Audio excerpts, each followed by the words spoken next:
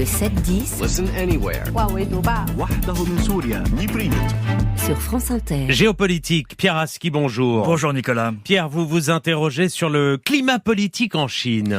Pas facile d'être milliardaire en Chine. Pendant longtemps, Jack Ma, le fondateur de la plateforme Alibaba.com, a été l'homme le plus riche de Chine et même d'Asie et un héros dans son pays. Puis il est tombé en disgrâce pour une critique trop directe du système bancaire étatique. Il a disparu, comme on dit en Chine, avant de réapparaître, mais de s'éclipser. Il a été remplacé sur le podium de la richesse par Zhong Shanshan, milliardaire, qui a fait fortune dans l'eau minérale avec sa marque Non-Food Spring.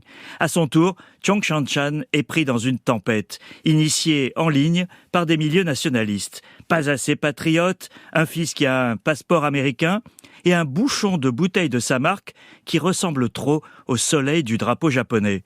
La campagne en ligne dure depuis des semaines, tolérée par les censeurs chinois qui savent avoir la main lourde quand ils le veulent.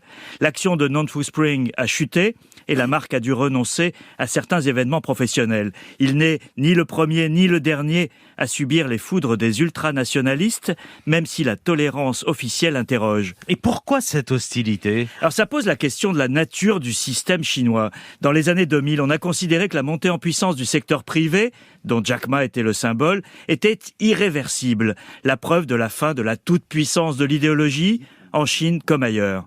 Depuis son arrivée au pouvoir en 2012, Xi Jinping a remis l'idéologie et le Parti communiste dont il est le chef absolu au poste de commandement.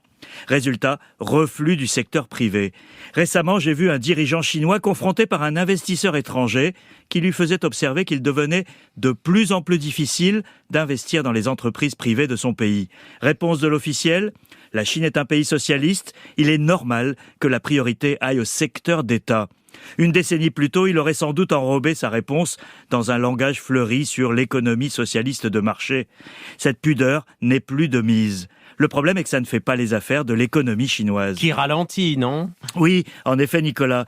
Elle a raté sa sortie des années Covid et la croissance molle pèse sur le climat politique. Les dirigeants chinois ne l'admettront pas, mais ce ralentissement est en partie dû à une baisse d'attractivité de la Chine, à une confiance réduite. Et ce n'est pas la nouvelle loi sur la sécurité adoptée à Hong Kong, autrefois porte d'entrée des capitaux étrangers, qui va rassurer les investisseurs, ni les tensions militaires en mer de Chine méridionale ou dans le détroit de Formose.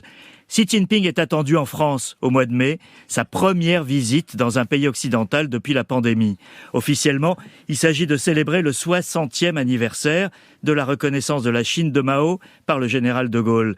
Mais il y aura un enjeu considérable à un moment de forte tension dans le monde. La Chine va-t-elle continuer à se durcir sur le plan international comme elle le fait à l'intérieur? Une partie des équilibres du monde dépendent de la réponse à cette question. Pierre Aski, merci.